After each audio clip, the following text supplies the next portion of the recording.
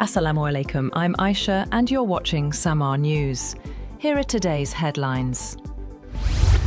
4 soldiers have been martyred and at least 15 civilians injured in a suicide attack that targeted a security forces camp in North Waziristan's Boya area. The military's media wing says the attackers rammed an explosives-laden vehicle into the camp's outer wall after failing to breach security. The ISPR says all 4 attackers belonged to a militant group operating from Afghan territory and were neutralized during the operation. Pakistan has strongly condemned India's unilateral suspension of the Indus Waters Treaty, calling it a violation of international law and a grave threat to regional peace.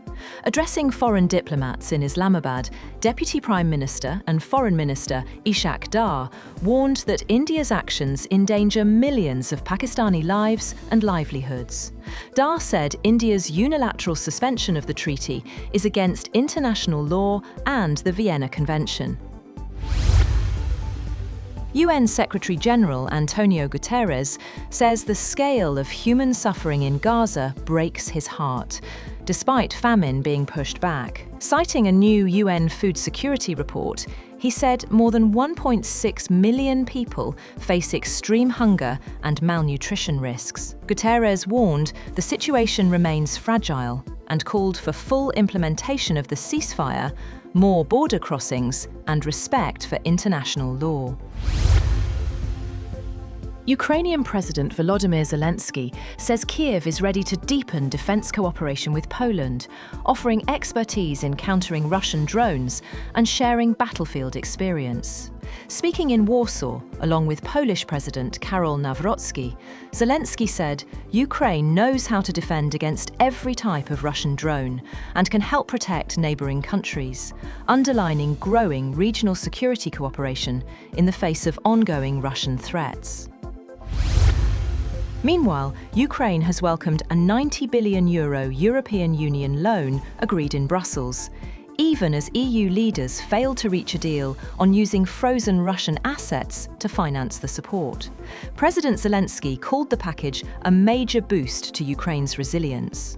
The bloc opted to borrow funds directly after concerns over legal and financial retaliation, particularly for Belgium, stalled the asset seizure plan. Russia said the lack of agreement showed the risks Europe would have faced. Russian President Vladimir Putin has offered no compromise on his terms for ending the war in Ukraine on Friday, and accused the European Union of attempting daylight robbery of Russian assets. Putin set out the Kremlin's stance on the war in the opening moments of his annual end-of-year press conference, a marathon event that typically runs for some 4 hours.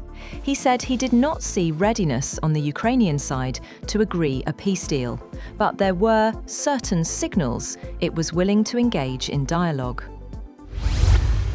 Separately, President Putin mocked NATO chief Mark Rutte, questioning his ability to understand the new US national security strategy, which does not describe Russia as an enemy. Responding to Rutte's warning that NATO should prepare for a major war and that Russia could be its next target, Putin said it made no sense when the United States itself was not seeking confrontation. Russian technology companies working on air defense, sensitive electronics, and other defense applications have been targeted in recent weeks by a cyber espionage group using AI-generated decoy documents. According to a cybersecurity analyst, the discovery by cybersecurity firm Intesa shows how AI tools can be easily harnessed for high-stakes operations, and offers a rare look at hacking campaigns targeting Russian entities. Britain has imposed sanctions on individuals and organisations it said were linked to violence perpetrated against civilians in Syria, including some who financially supported former President Bashar al-Assad's government. A statement said the government measures were targeted at individuals involved in coastal violence in Syria in March, as well as historic violence committed during the country's civil war. Sharif Osman bin Hadi, a prominent leader of Bangladesh's 2024 student uprising, has died in a Singapore hospital following a targeted assassination attempt.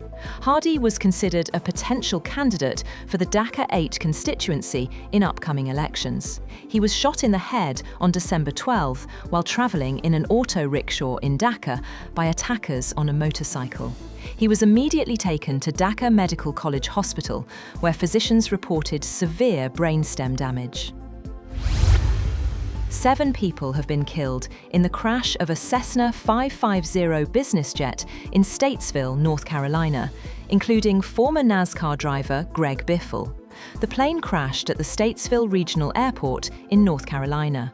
The North Carolina Highway Patrol said it is believed that Biffle and members of his immediate family were among those killed, but because of a severe post-crash fire, a formal confirmation has not been completed.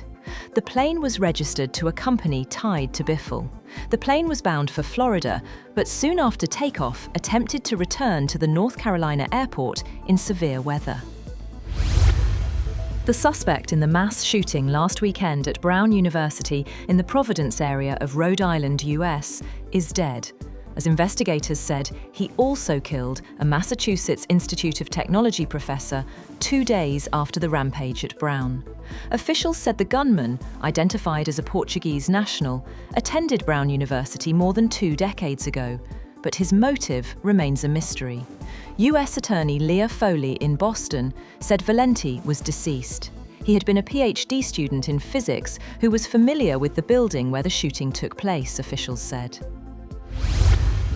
And artisans in the Mexican town of Acalman are keeping a centuries-old tradition alive, crafting piñatas by hand ahead of the festive season. From bright paper and glue to careful shaping, each piñata carries cultural and religious meaning, especially during Christmas posadas, where families gather to celebrate, sing, and share a moment of joy passed down through generations. That's all for now. For more updates, visit www.samaa.tv. Thank you for watching Samaa News.